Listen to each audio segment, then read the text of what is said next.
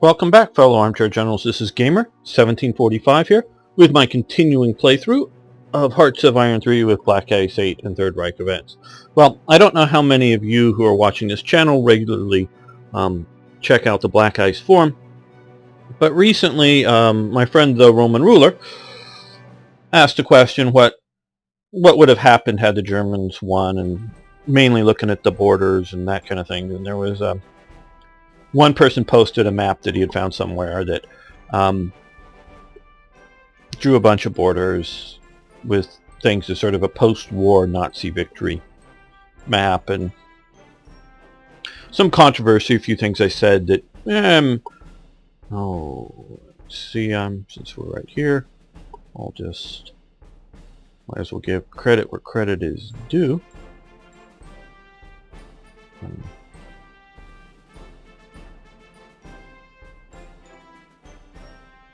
That George Parr intelligently responded to me about some of my thoughts on what would have happened had Germany won the First World War and what their territorial demands would have been in the West.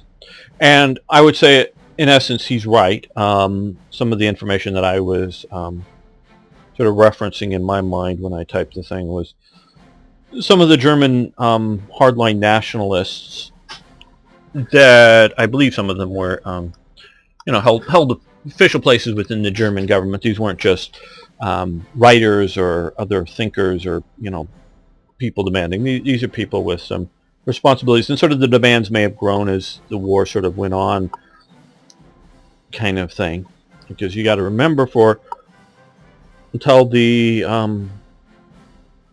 rolling back with the Americans, the Germans were having the apparently winning position of holding, having the war fight being fought in other people's countries and not in theirs. And so, yeah, I will fully agree that prior to the war, First World War starting, there weren't major German aggressive claims, whether in France or the Low Countries. But I'm sort of qualifying that because if you look at the Guido von List, again, that's more of a thinker than any sort of office holder, the radical right that was already forming before Nazism did have some territorial desires moving west. Now, though the main thing I wanted to briefly talk about here is sort of what I understand, and yes, it fluctuated. It wasn't like this is the plan after the war, because you get competing ideas, even competing between, say, Himmler and Rosenberg and a few others, that are some of the sort of Nazi intellectual extremist types. And it was fluid, and this is sort of the hard question, because there never was a plan set up to, this is what it will be if we can only achieve this. It was always a much more dynamic thing. Since we are sort of using this time, since we sort of are Germany victorious, at least in Europe at the moment, what I think was going to happen. Denmark. Up until really Germany starting to lose the war and the Danish sort of rising, Denmark was very much the velvet glove. And I don't even mean the iron fist inside of the velvet glove. It was very much the velvet glove. I forget the sort of German, ambassador / occupation leader or whatever. He was particularly selected for his sort of pro-Danish view. But I really believe they intended Denmark not just redrawing the, borders back up to the sort of First World War borders, basically. I think these two provinces here, or not these, but these are the two that had been Germany. But all of that into the Reich, but very slowly, very gently, very much, hey, we're all Aryans together kind of thing. I think that's was the plan for Denmark. Again, it's all dynamic. None of what I'm saying is cast in stone. I am sure that this is what was going to happen. As they say, what if Hitler had been assassinated at some point? Because we're talking about what if Germany won. What if he had been assassinated and Goering had taken over? And how would that have changed things? Because I think he was the likely successor by the time you get to around 41. Goering is basically Hitler's successor. In Norway, you got Quisling. Quisling was a strong Norwegian national socialist, which to the best of my understanding, all that implies in that he was an ultra-nationalist for Norway, though he also believed in the national socialism and not just the economics of national socialism, but to the best, again, my knowledge of the racial elements too. And I say this stuff to the best of my knowledge because I haven't read his writings or his comments or listened to his speeches because I don't speak Norwegian, and I just hear things about him, and sometimes I get angry at some modern and some period English writers, because some of them are British or other Commonwealth as well as American, and they're constantly conflating fascism and National Socialism as being basically the same thing, and even often at times they're conflating nationalism as basically the same thing, and they're different things. Maybe just someone would put simply to the degree, but I also believe that there are, like Franco, who was a nationalist in Spain, didn't only go the nationalist route because he didn't think he couldn't get support for fascism or National Socialism. He was just a nationalist. He had the phalangists as elements of his government, but he was not pushing a fascist agenda. He was pushing a pragmatic right-wing agenda meant to, as he saw it, make the best decisions for Spain. Whether that means free trade with Portugal and barriers up with everybody else, or barriers up with everybody for trade, or whatever it was a practical pro-Spain nationalist right-wing, but a practical right-wing-ism, not a dogmatic fascism or National Socialism. And we've talked about the differences between National Socialism and fascism before, and we won't go deep into that. But so I think, well, I know that Quisling was a very, very strong Norwegian national. He wanted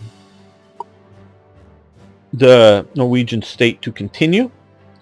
I don't know if I just don't know whether he wanted to push in for places like Iceland and Greenland, which I know we're Danish. Whether he was, and I just don't know whether that Norwegian nationalism translates into pan-Scandinavianism, meaning all these is unified under, theoretically, a all parties Scandinavian National Socialism, or whether he was just specifically Norway. Now, the person starts with a T, Tannenbaum. I want to say Tannenbaum, but it's not. Turbine, or I know I had events for it. You can see them in earlier episodes or in Third Reich events. But the guy, they're basically the guy the Germans put in charge of Norway. He was under the understanding and pursued the policy that Norway was going to be eventually incorporated, not as a puppet state, not as a dominion territory, or as some other, sort of, whether you want to consider, I would generally consider Slovakia a puppet state, but sort of as a lesser partner like Hungary within the New World Order of Germany. Not as that, but as actually part of the German Reich. And that was also the Himmlers and the Norwegian SSs, as we've seen some of the stuff that I talked about, very much were working counter to the Quisling movement, that if this was going to become part of the German Reich.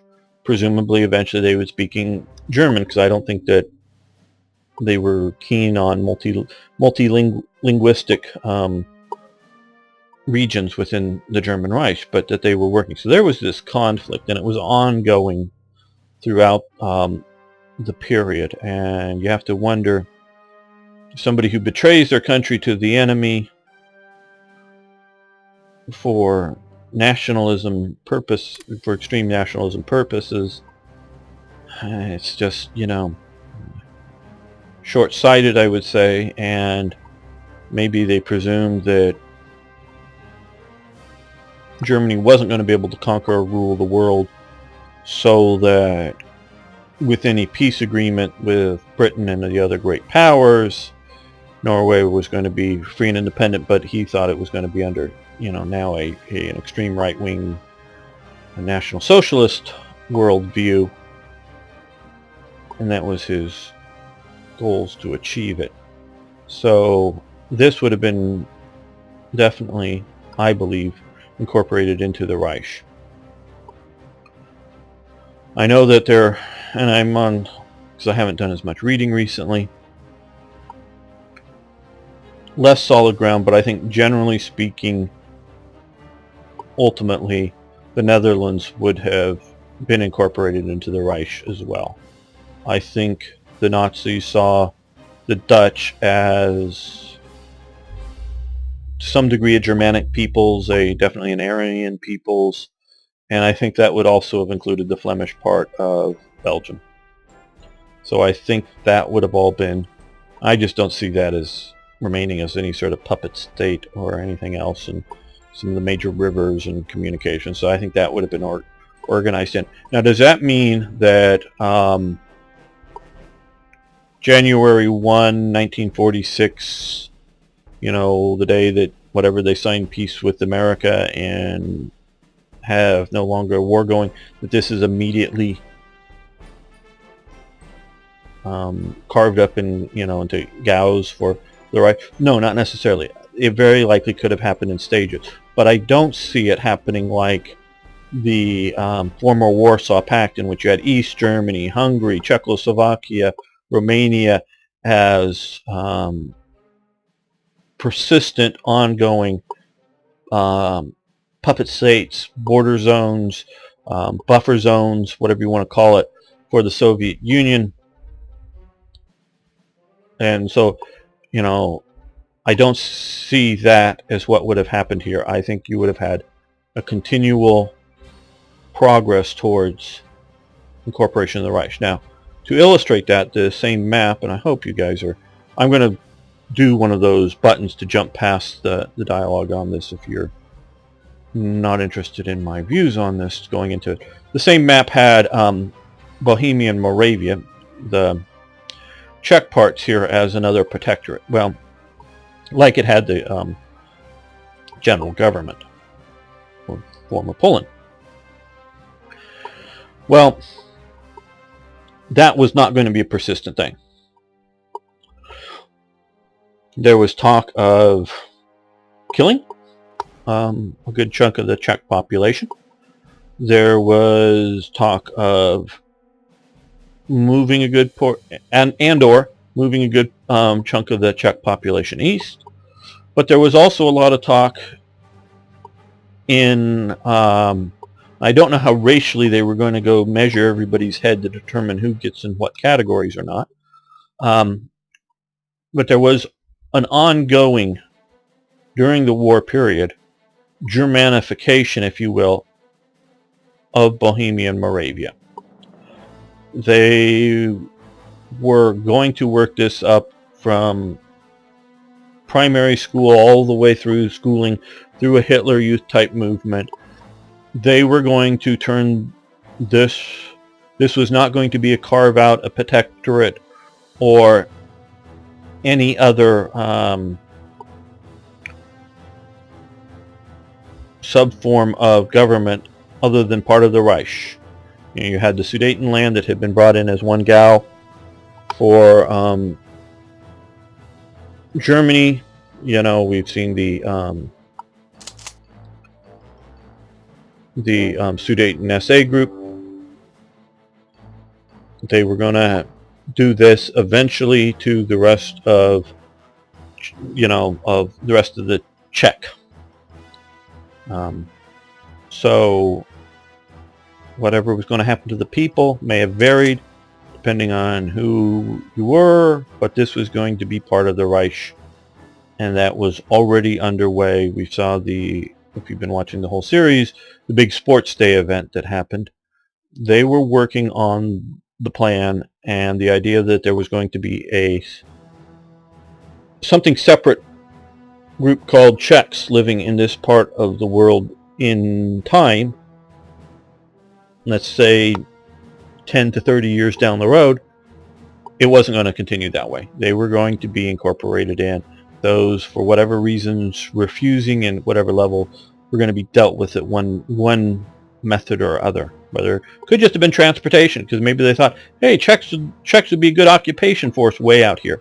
I mean, because there had been a tradition in Russia of trying to attract Germans to move, mostly into this region, but move into Russia as colonists to help colonize what had been Islamic territories or other troublesome territories, and that the Germans moving in would be, and I don't know if they ever achieved their numbers goals, but, and this I'm talking about Tsarist Russia here, that they would be loyal ultimately to the Tsarist Russia because they would still be a small enough population that and spread out over the region, wouldn't be enough to rebel, but they would, and their status as sort of elite middle class citizens, if you will, because they weren't moved out as any sort of serfs. They got their own lands. They were, small farmers, shall we say, not big, huge landholders. To the best of my understanding, there were individual landholders, whether they were sort of the bourgeoisie of the cities, the tradesmen, craftsmen in the cities, or whether they were the sort of small, family operated farms. Small is a relative term, especially when you're talking about some of the great estates in Russia, that they were looking to colonize out there, and that they were sort of European. They were sort of advanced in their farming techniques and some of the other stuff. So they were used to help improve, shall we say, and I know it was all something along the Baltic regions and other places too, but a lot of it, if I understand correctly, was out here, was to help raise the technical level of Russia. So there's already this tradition, and they very well may have thought, hey, some Middle European Czechs would be much better out here as an occupying buffer force than whatever other Eastern peoples that may have been there, and 5 or 10 million Czechs may be more dependent upon German help and become a reliable group out here than however many millions of other hordes of Easterners as the Germans would have seen it. So not necessarily everybody that Germany doesn't like or that doesn't like Germany is going to end up in a death camp. They just may get shipped out somewhere else. But the Czech part of Czechoslovakia was going to end up part of the Reich. I don't know really what would have happened with Slovakia. Whether that would have just been moved into a new Hungarian empire or what, I don't know. But as you can see, trying to carve this out of the center of Germany is sort of odd and ridiculous, so you're not going to do this. But I could see that as the sort of southern border of the German Reich here. Because again, if we were talking a victorious... No, we should send these guys. Let me trace that. I looked for them and didn't find them first. But,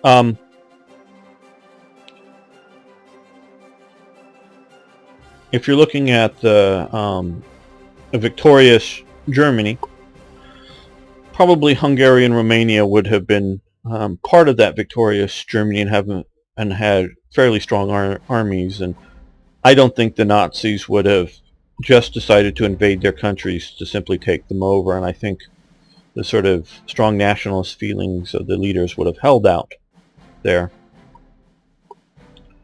Would this have been the border of Romania? Quite possibly.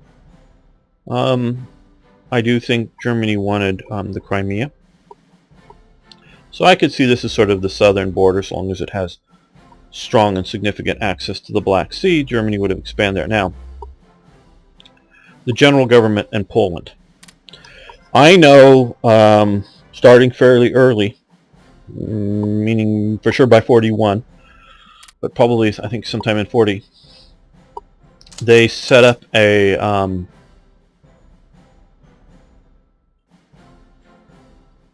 an SA Standarten, or more than one, in Warsaw itself, made up of Germans. Some of them may have been German-speaking people that had Polish, citizenship or travel papers, but a lot of them, because I know at least from one or two examples specifically that have been SA members somewhere in Germany that moved to work and live in Poland, so they transferred their SA membership, this is during the war, transferred their SA membership to Warsaw in this new Standarten or brigade, SA brigade, or whichever, because I don't know if there's more than one Standart right offhand. And he was working in some sort of, I forget, armaments industry based in Warsaw, and did so throughout the war until the end of whatever German occupation in Warsaw and the uprisings and whatnot. I don't know exactly what happened to that individual with all that, but he stayed throughout the war, to the best of my knowledge, and not being drafted into the army, or other armed forces. So he was there as an SA member, and fully active SA member, but also working in the war industry, so it's part of the occupation militia. I do believe the general government, and it did sort of expand to at least Polish regions of the zones that Russia had occupied, not just this, that the general government was just an interim stage element, and Poland was not going to be allowed to exist in any shape or form after that. What was going to happen to the Polish people? No, I don't think they were all going to go to gas chambers, but who knows, that may have become Germany's modus operandi and just sort of keep going down that road. I don't know. I think more likely, again, heading east. Being picked up systematically and moving east. I don't know whether, from here to here to here, in stages every 20 years, or just pick up a bunch of able-bodied men, move them out here, build a bunch of housing, then move a bunch of families, and and build Poland east out here or something. But Poland was not going to remain as any form of existence. To the best of my knowledge, and from everything I've read, including a series of books specifically about collaborationist forces and doing in detail, there was zero allowed Polish collaboration with Germany on a military scale element. Polish railway workers, they continue to work. Well, I presume, I don't know, but presume Polish mail delivery people, they continue to work. But there were, and I don't know, I think Polish police levels for a considerable amount of time were continued to allow to work. But there was no collaborationist military or political organization. There was no fascist or National Socialist or other political party organization that was allowed to exist. This is a fundamental thing. There was a Bohemian, a Moravian, a Czech political collaborationist government, but also political parties, as we have seen the Vedka or Vidka or whatever. Sorry, George, messing that up. But the flag is what it was called. That was allowed to exist in the former Czech regions. All throughout here, the fascist/National Socialist organizations were allowed to exist and continue to operate. A bit more was allowed to exist by sort of nature of Denmark. It was sort of, the government sort of continued, the king sort of stayed there, a little different. And again, we have Quisling in Norway. They were allowed to have their own political movements under German occupation. The Baltic states had significant, I don't know how much political organizations, mostly because I just don't know from all the books that I've read have dealt with either SS or the various, and you can see it in later versions of TRE, Shuma type police battalions forming here, as well as in the Ukraine, significant policing units, and also Waffen-SS, but there was no Waffen-SS volunteer Polish unit ever was allowed to happen. There were some sort of Galatian type units that were out here, but they were always, and even if they had included recruited personnel from what had been Poland before, beginning of 1939 Poland, they were always sort of described as something else. So with all of that evidence, and if you remember what they call it, the general government, they just systematically refused to give any representation to Poland. So Poland was disappearing from the map. And so so that means, given time, once the problem of the general government was solved, the general government was going to be part of the German Reich. It was not going to be, again, once they got it solved, meaning dealt with the people that lived there, the Polish people that were there, once they were solved, again, I don't know what that always means, whether died by starvation, died by death camp, simply transported east, put into some sort of official serfdom class, being ruled over by local German elites. Okay, your imagination go on, and I've read different types of solutions for different types of groups of people in the East, so I don't know what the solution, or solutions, meaning there may have been multiple ones at the same time, would have happened to the Polish people, but Poland was gone as any sort of entity.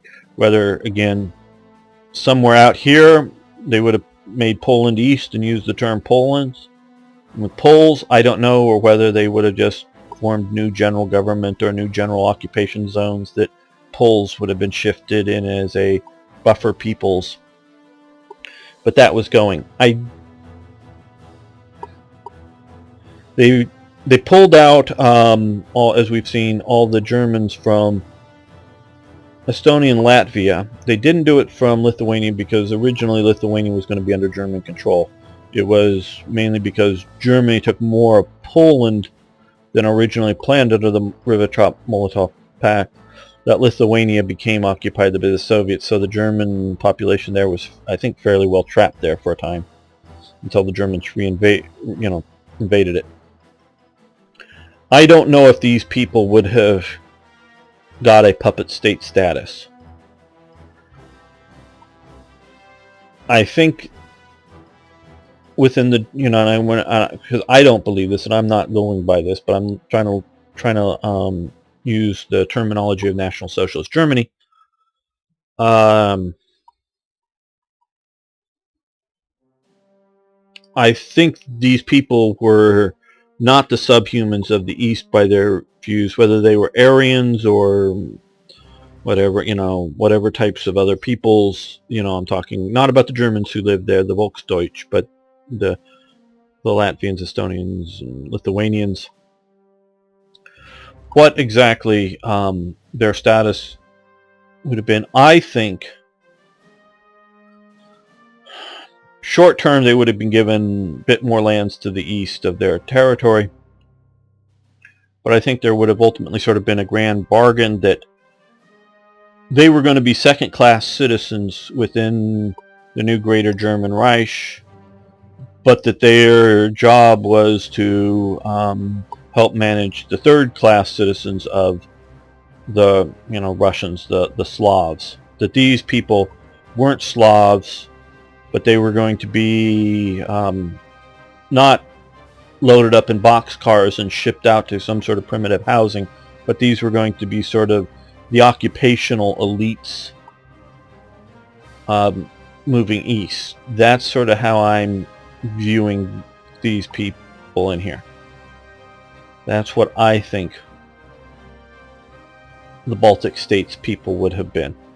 I may be wrong. They may have been turned on. I don't know. The other inconvenient people, and I really don't know racially how they viewed Ukrainians. I think as the Slavic peoples, but I don't know. Germany wanted the territory of the Ukraine. The Ukrainians, when the Germans first came in, viewed them as pure liberators. Germany, to some degree, had supported, again, to some degree. So, if you want to find evidence, it goes back and forth. What's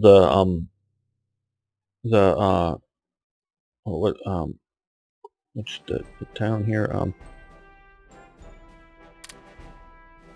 Brest-Litovsk's peace treaty with Kaiser's Germany and whatever the Russia was at that moment, whether it was still Tsarist Russia or Menshevik Russia or whatever, Bolshevik Russia, did grab some of the Ukraine, but there was a fair amount of also support for Ukrainian nationalists against particularly the Reds going on. So when the Germans first showed up, the Ukrainians viewed them as liberators. The Germans were immediately very harsh on them, and that soured the relations. I think the Ukrainians realized that they were between a rock and a hard place, and no one really liked them. Once the Germans started to do bad enough on the Eastern Front and needed more manpower and saw that, they started recruiting Ukrainian units, and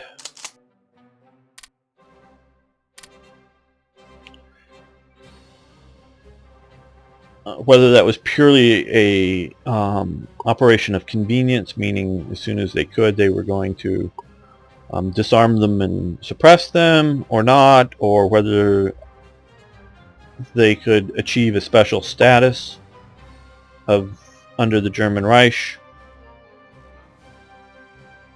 I don't know, but I don't believe that they were going to significantly retain as any sort of independent territory the Ukraine. Again, they may become a good, I don't know, I don't know how many of you know the term satrap. The Persian Empire was vast for its period, and you often hear like provincial governors or whatever. Well, satraps were regional governors, but were almost independent states. So they're somewhat independent regions within the Persian Empire. I do believe often they moved the satrap rulers around so that they didn't gain too much long-term influence over their region, so that they might ever decide to break away. So long as they remain loyal to the Persian emperor and sent in the requisite amount of taxes and that kind of stuff, they sort of got to rule their own area, and then maybe periodically moved around. It was much more than a governorship, but it wasn't quite a independent or puppet state. It was somewhere between a puppet state and normal governorship, but it was a region normally larger than a province, but it was a satrap. Okay, and a satrap was both the region and the guy who was sort of running it. At least that's how I've learned to use the term.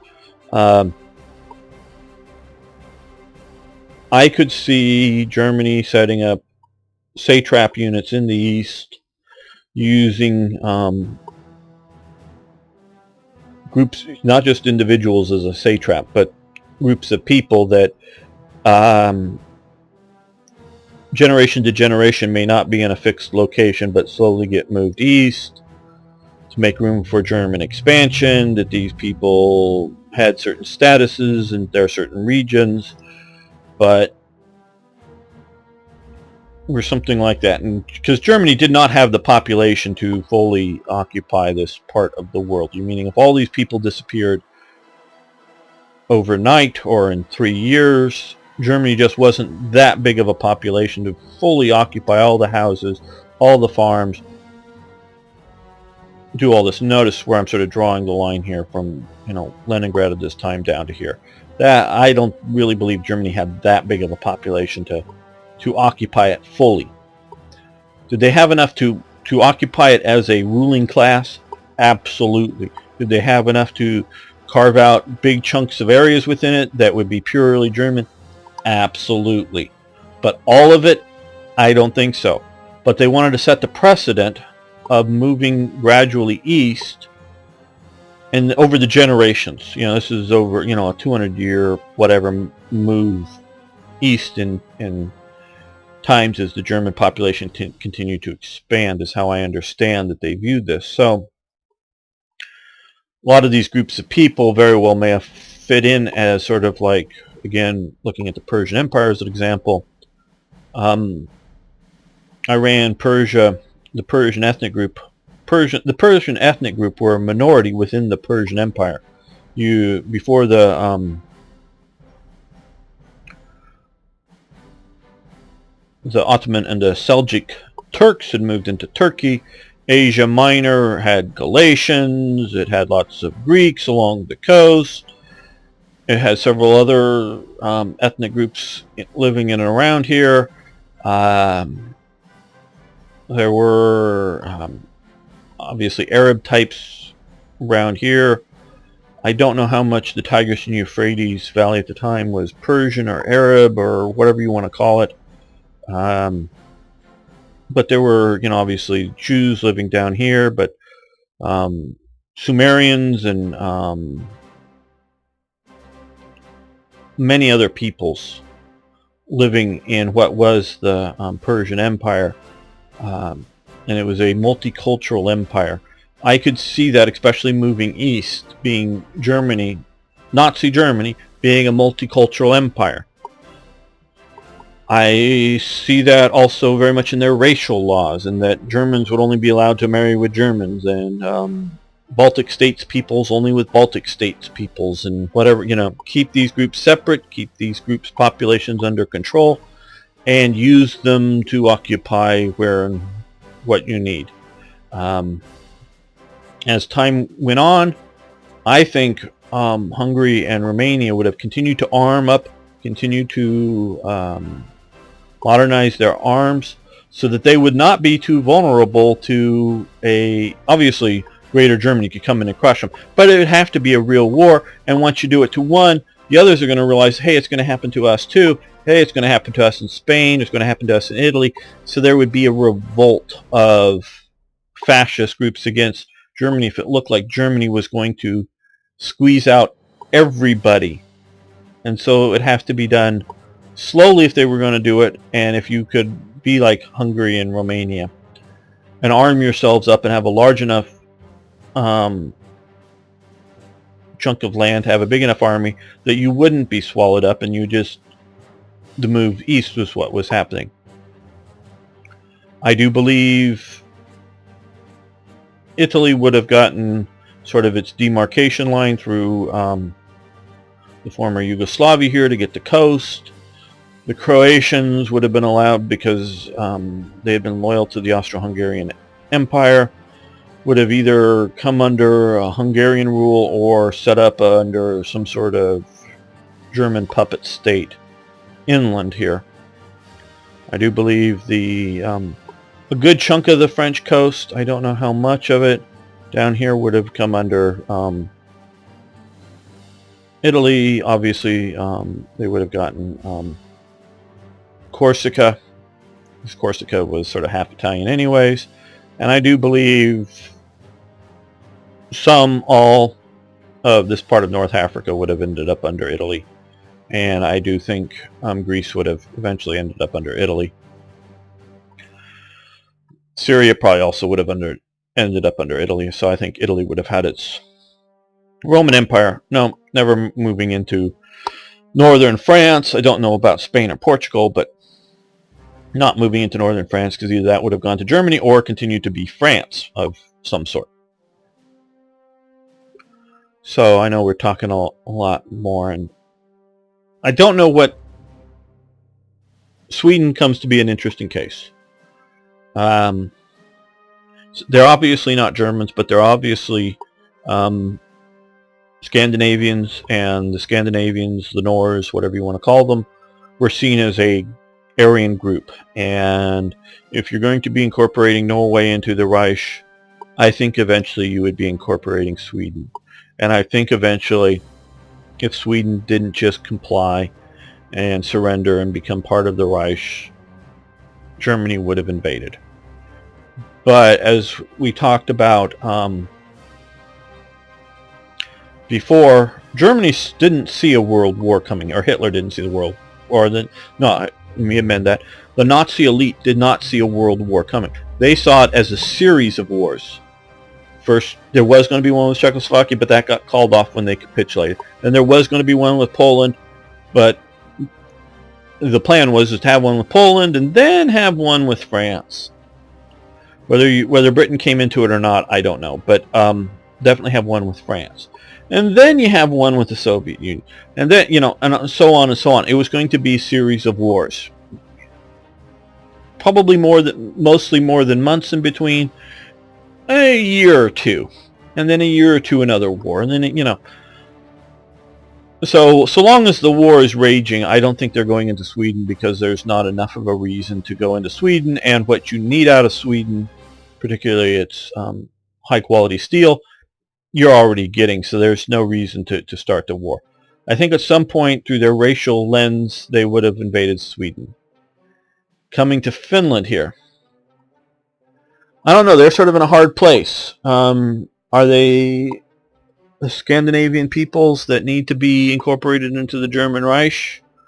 Or are they the trusted northern allies to occupy the sort of northern Russia area? I don't know. But I just, if you're getting Norway and Denmark, I don't see how ultimately you're not going to get Sweden. And you could justify that to your other allies like Hungary, Romania, and Italy, because hey, these are our Aryan brothers. We need them all in one, and well, you're not our Aryan brothers, so we don't need you, kind of thing. That's sort of the demarcation that you can get between the different groups. So I don't know what would have happened with Finland. I do believe at some point a good chunk, Switzerland would have gone into Germany, a little bit into Italy, and maybe the rest to whatever the new French state would have been. And so this episode has of course become my talk on what I think would have happened. So I will make another episode for this same days for those of you who just want to watch the gameplay. And I will put, again, notifications whether you want to watch this or not. So don't, and if you're for some reason leaving the unsubscribing, I understand, because I subscribe to a bunch of other YouTubers, and once in a while, if I haven't watched their channel in a long time, I unsubscribe and fine, because I just sort of was interested, but nothing more has happened, and so some of the stuff, they stopped putting up videos and stuff. But if you have a particular reason for leaving my channel, I'd love to hear it.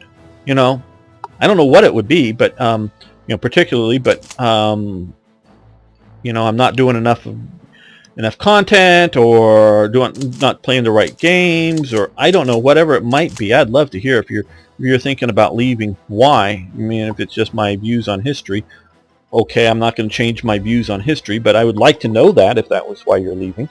And just sort of as a marketing tool, I would like to know, not going to start a flame war with you or try to convince you to stay because I need you so much, but I just sort of would be curious if you're leaving the channel, you're unsubscribing, and it's more than just you haven't watched anything in 3 months, so why keep the subscribe button there? I get that. If that's just it, now you probably haven't watched this to know that I would want to know, but if you are getting to a point of why you are unsubscribing, I'd like to know, just for feedback purposes. So, thanks for watching. Thanks for liking the videos. I really would love your comments on this, your feedback on my views of post-war. And yes, this is a big what if. We don't have, well, there may be a Rosenberg master plan, but then that would never have happened exactly as his master plan. So you can point to, and I would be interested in pointing to historical documents and maps, but it was fluid, and there was no, this is how it was going to be. It wasn't like when and I forget, but I think it was in the 1950s that the U.S. had set a date. Shortly after the U.S. took the Philippines away from Spain, they set a date for its independence.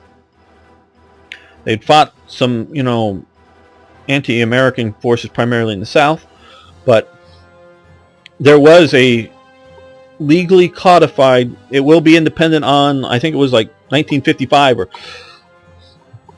or something like this, that the Philippines will get its independence at this time. And so there was a in front of a lot of the official government buildings and schoolhouses, there was an American flag and a Filipino flag. It was an occupied country that was going to get its independence at a certain time. And it got its independence much earlier because we immediately granted its independence like at the end of World War II, because they had done so well in the fight to help us defeat Japan, and basically had stayed loyal to us primarily during the Japanese occupation. Obviously there were collaborators but those were actually fairly few and far between. So they had stayed loyal to America, their occupiers, fighting their other occupiers.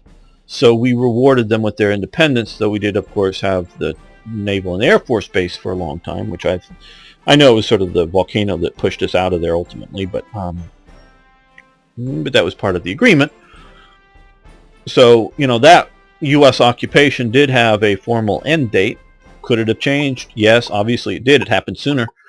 But, there's, sometimes governments have plans, and similarly, maybe not quite with the same end date situation, but like Syria mandate under the League of Nations for France, and the British mandate of Palestine, again under the League of Nations, did sort of have certain statuses that, again, I'm not saying there was an end date, but there was sort of legalistic agreements for occupying the territory, as opposed to this is just ours now and forever. The whole German situation and the Reich Commissars were definitely, in my opinion, a temporary wartime that may have morphed into an occupational post-war administration, but it was not to be the ultimate solution. It was to be a temporary solution. So we don't know what it was going to be, but I would like your feedback, because I can learn something from it. Because if you post some interesting stuff, I'll learn more, and I'd appreciate that. So again, thanks so much. See you next episode.